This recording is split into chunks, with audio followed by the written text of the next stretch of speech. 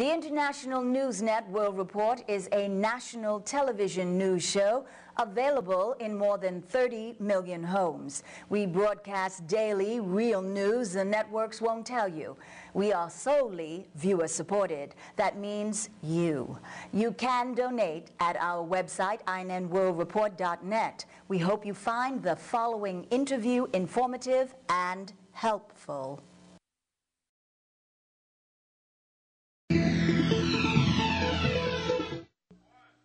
Lieutenant Eric Shine graduated with the highest honors from the United States Merchant Marine Academy at Kings Point. He is a military maritime officer who served in the maritime industry and the U.S. Merchant Marine on special duty and was awarded a U.S. Navy commission with a top secret service clearance in marine engineering.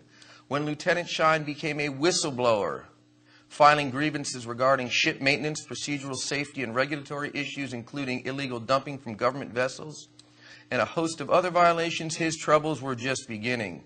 In retaliation, the U.S. government has seized his Federal Maritime Professional Engineering license, associated degree, officer's papers, personal and medical records, and charged him with being depressed. Lieutenant Shine is being prosecuted for medical mental incompetence by Homeland Security's new Prevention Department. For more on this story, we are joined on the phone by Eric Shine. Welcome, Lieutenant Shine. Thank you. Lieutenant Shine, what is your legal situation as of this time? Well, we have a hearing coming up, or a proceeding. It's not supposed to be a hearing, but these guys try to turn it, in violation of notice and calendar and everything else, turn it from something that's not into something that, they want it to be. On October 23rd, I've been in these proceedings for the last 5 years, while the Coast Guard, which used to be a civil service under the Department of Transportation, has morphed into what they are self-declaring as a branch of the military under Homeland Security. They do not come under the Department of Defense or the Secretary of Defense. They do not report to the Joint Chiefs of Staff. They report directly to the President. And they're carrying on military tribunals of individuals like myself from a separate and distinct branch of service. The United States Merchant Marine, we have a separate and distinct federal service, military service academy where I come out with a Naval Commission and more. That is a sister academy to West Point, Annapolis, the Air Force, and Coast Guard academies. We have a separate academy for a reason. And they're actually carrying on also military tribunals, not of just people like myself from separate and distinct branches of service, but even civilian mariners under military tribunals, to where they've got one guy, this guy Dresser, who's been in there for 10 years now.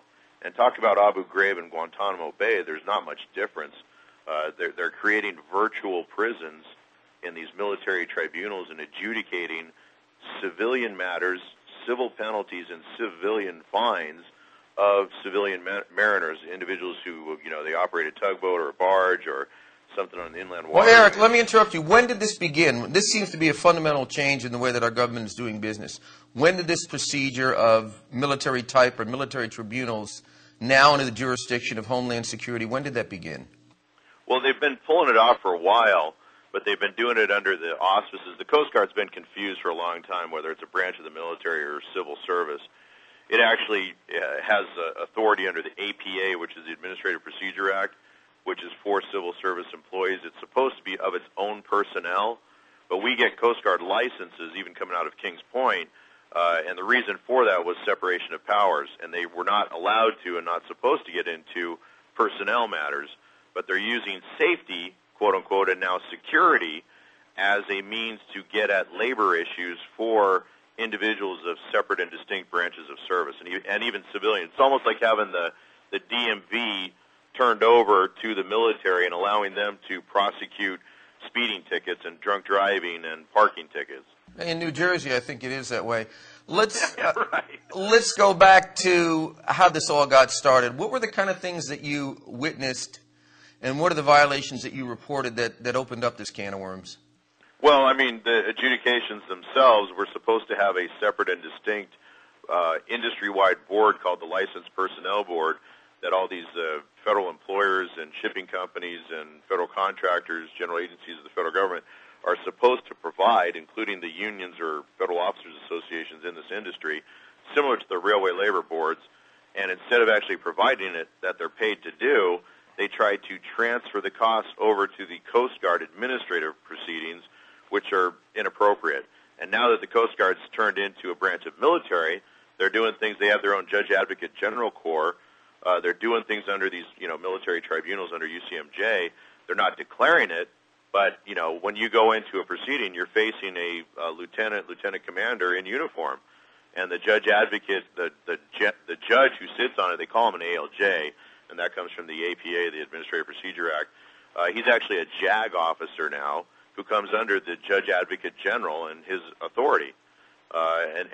They've kind of, this has morphed over time.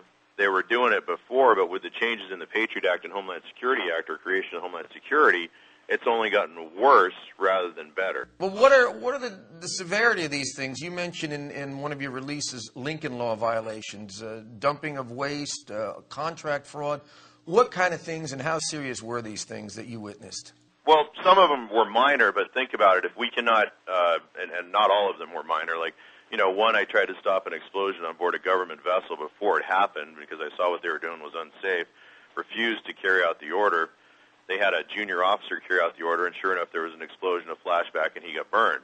On the very same vessel, a government vessel up in Alameda, California, San Francisco, Oakland area, they dumped hazardous materials. They dumped the boilers into the water. And if it was okay, as the Coast Guard's trying to say, they're still supposed to pull a permit, have the water tested to say that it's okay. And because there was no evidence, because the Coast Guard goes and investigates it several years later to try to, make sure that there's no evidence left, it doesn't mean that what they did and that there's not enough evidence to show that what they did was wrong. You mentioned that there were several other cases where this was being prosecuted in the military fashion.